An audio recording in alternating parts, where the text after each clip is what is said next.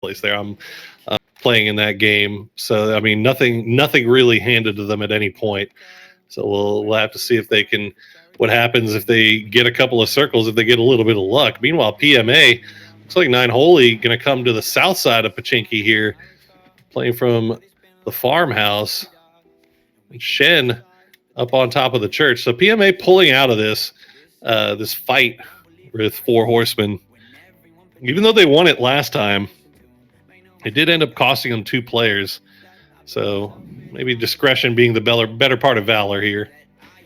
Well, I think most of the time when you have like the Pachinki duels, most of the time teams just kind of end up in a standoff unless somebody gets an early, knocker kill or something. Then they might try to push the advantage and do something like that. But even then, you don't want to take a big risk. And like you said, even if you win the Pachinki fight, you're down to 2 people. And then you're kind of like, well, now we're just trying to snake out something. And that's never the position you want to be in. Nobody likes to have to snake. Being a good snake is fantastic, but nobody wants to ever have to be in that position. As we saw, we checked in briefly with Gex Ace. They were our number 1 team from yesterday. They had kind of a rough game 1. Circle wasn't really favoring them. They hung out north of the river, maybe a little bit too long, put themselves into a rough spot. They ended up getting a couple of kills, but not much else. As we see down in military, Golden Cat still looting up. Check in on other Gex. Shawei, you know this guy. Oh, yeah. This is I'm not sure the exact roster. I don't know how Gex is mixing it up because it seems like teams are kind of going back and forth. But Gex is qualified for PGS Berlin already. And you kind of expect some big things out of them, out of their region, out of the PML. Playing really, really well there. A lot of the PML teams doing very well here yesterday. So definitely could see a continuation of that, I feel like. We could see Bliatman in the buggy. Oh my god, that's such a I have such a hard time saying that name without doing look y'all, I'm from Texas. I say this all the time. I barely speak English. So you start throwing in words that are really hard for me to say, like bliat. I always over enunciate it, and I just sound ridiculous. So if I mess it up, if I say something wrong, please forgive me. Just know that I'm trying. I'm constantly getting corrected on how I pronounce things. I remember there was a player who spelled his name Pyrrha, right? The mythical character. Like Pyrrha? Right, Pyrrha, right? That's how I say it. Chat was exploding at me. It's not pronounced Pyrrha, it's Pyra. And I'm like, well, then he should friggin' spell it that way. Okay, because it's not a Pyrrhic victory, it's a Pyrrhic victory. Okay, that's how we pronounce that. Anyway. Enough of those in English. This is our never-ending struggle as casters, chat. We try. We definitely try. As we see Cerberus, they made it all the way to second place there. Hisaki ending up coming out on the losing end of the 1v1 battle with Luke 12. But that being said, Hisaki ending up, I think, overall in 4th place. They had 7 kills. So Golden Cat actually ended up with 9 kills, so they jumped them a little bit. So our top 4 very shuffled after that first game. So we see Lock. We've seen Ace do some pretty incredible things yesterday. We saw a couple of moments in game number 1, and they've already managed to pick up 2 kills for themselves here. Yeah, this is a really good team, and they run the 1-3 split style. Usually they're sending Yelly out in front with the rest of the guys kind of backing them up. This time it's going to be Yelly picking up those 2 kills. McCrit, Life, Lock had a lot of good plays we saw yesterday. So this is a really fun team. I think there's a lot of potential there, definitely. So with the way they played yesterday, I definitely feel like they have a really good shot here. Another team that we haven't had taken a look at yet, but I know that you may be familiar with at least one player, is MSC Theorathon. They're rotating around the north side of Yasnaya right now, but they have acquired a player recently, one Yoshi Minburi. The Yoshi Minburi, an interesting character. to be sure, you and I remember him as the Yes. MVP from the OSM. Yes. Which he is a really, really good player, but over on Purple Mood, things started to fall apart. From what it sounds like, there were some personality conflicts, and so I figured he was destined for a new team. See if he could find some kind of success with the Irathan. Is that how I'm pronouncing that? That's what I'm going with. It's right. TH. What I was handed was TheErathon. So that's what I'm doing with what was handed to me. Now, what are these players going to do? What's been handed to them, which is probably the most just awful circle you could ever hope for. This is good. This might end up on the beach, man. I've seen circles like this. Now, what you want to do in a circle like this is get behind Mill to Power. The real power positions are actually on the backside of Mill to Power, working the coasts. There's a lot of cover to utilize. You can see a lot. It's the high ground in this circle. It's going to be the highest position. And it does suck if it moves away from you, but in terms of picking up like guaranteed kills and points, if you're good at shooting, you can go up there and do that. And all these teams are good at shooting. So that's going to be really valuable real estate. Yeah, definitely allows you to keep your vehicles, whatever they may be, keeps the tire on them for quite some time. You just park them on the other side of Mill to Power. If you have to end up moving, you just pull away and 4 fresh new vehicles. It looks like Burium actually having the... Oh, look, the seat swap! Oh, no. Boss. RDK Boss almost did some really slick, nasty stuff right there. Swapped seats about 2 times as Naradra was trying to roast him. Ducked all the shots, but then ends up going down to jumping out of the vehicle. That was so close. That was so close to being slow enough to be able to jump out of that. And I think he might have actually won that 1v1 with Naradra. Yeah, it just wasn't quite right. It's just those in the moment, heat of the moment, little mistakes you make. Definitely can. They happen. They happen to the best of us, right?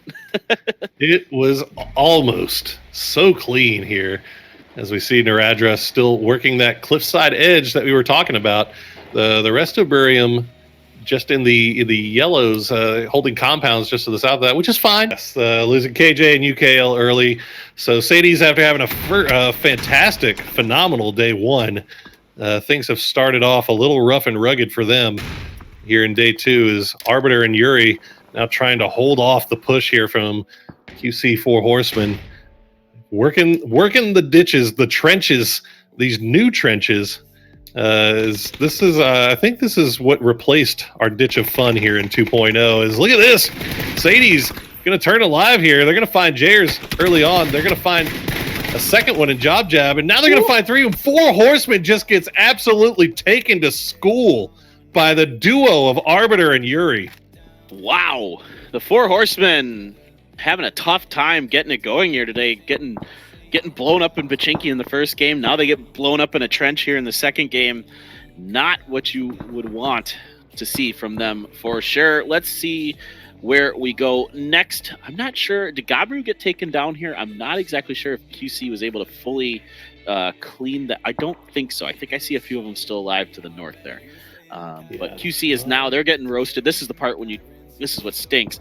You come in from the south here and trying to get across some of these wide open fields. Really, really hard. Oof. So it pulls away, goes directly to the east, goes over towards prison. 24K in a nice little spot here. Gex working the western edge of prison, and it looks like that's going to be Ferox in our dark purple running across logging camp right now. So we've got a few teams off to the south that have to make their way in. CES as well as Golden Cat over in Milta Minor. Golden Cat was the one that was pushing over onto Gabru, and it looks like they're only down to maybe 2 players now. So maybe that push did not go as well as they had hoped, as Game Home trying to hold things here in the northern edge. Yep, Flood is going to find a knock on Yuri, so Sadie's down to their last life, potentially, if they can't get that res. Not sure exactly what will happen with that. Game Home Esports, Subin just bouncing around the outside of the shack, trying to figure out what is going on. And right now, he's not seeing a whole lot. He saw some teams cross by him. But for now, on his own, as the rest of his team is kind of... one is in the circle, one is not, so they're trying to kind of reposition that, get Dion back in with him, and see if they can coalesce. Yeah, there's our Gabru duo. They've still managed to stay alive, but they find themselves in a very rough spot position here, pushing into Burium. You can see Edie is pushed out, is holding an anchor position, and he's playing it very patiently. He's got to hear the footsteps right on top of him. Just to his south here. And look at that. He actually opens up on one of the Gabru boys, but doesn't get the down. And now, that's going to be Veds going down to God Meow. And I don't know the full name here. Image. Oh, God. I love just it when creeping it gets and crawling. I'm a ghostly boy. I'm a ghosty boy. That's right. I forgot. It's one of my favorite names. I'm a ghostly boy with 3 eyes.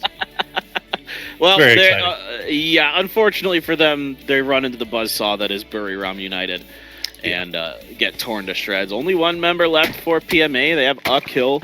And now Shen trying to win a duel in the shack. And this isn't going well for him. That grenade fortunately comes up short, but he is in trouble. Yes. Yeah, he's no longer in trouble.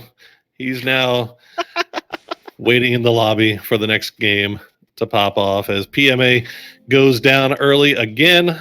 Not a lot of kills this time, only one. We'll check in on Asun Titan. And actually, MSC Therathan, they were making their way from Primorsk, it looks like, wrapping around on the beach side here. Venatica's already been taken down, but they picked up 5 kills for themselves already. Looks like they've gotten most of their players inside the circle, but they just keep trading stuff back and forth here with Game Home. Game Home managing to break line of sight for right now. And Yoshimanburi going to take a few shots over, gets him down to half health. He's going to find the last one on a die, and he's going to make sure he flushes that out, get the point for his team. As MSC up to 6 now. Yeah, this is why you bring Yoshimanburi in. The guy is very, very talented as a shooter, as we just saw there. Looking for some more now. Rosidid, I'm assuming that's how that's pronounced. Rosidid, I believe so, is knocked. What about, what are you calling this other one? Jankyu? I think that sounds about right. I like Jankyu. Jankyu and Venatica and Rosidid. That's what we're going to go with, chat. Works for me. Works for me. I'll call it whatever you call it. Like, that's my. that is. I am going to follow you as.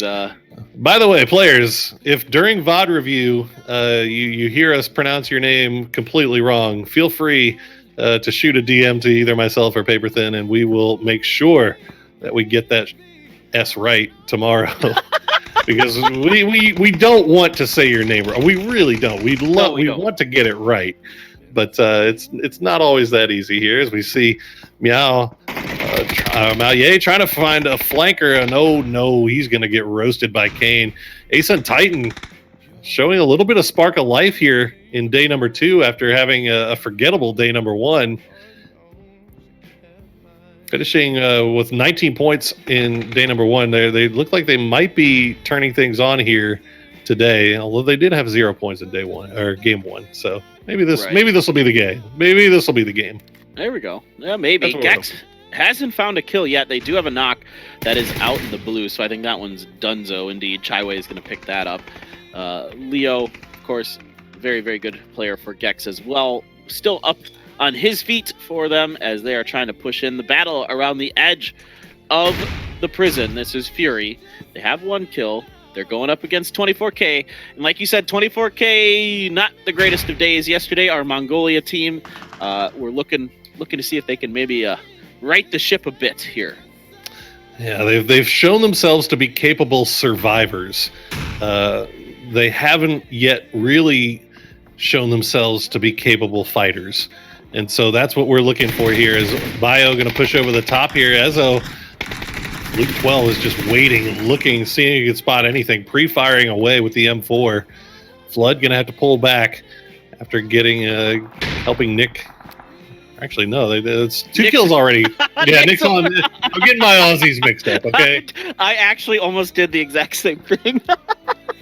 They're killing me. I'm so glad that happened, because I was like about to say that Nick was on this team, and I'm like, wait, no, he's playing on Ferox today. He's absolutely not on this team, but he's doing some work over there to Asun Titan.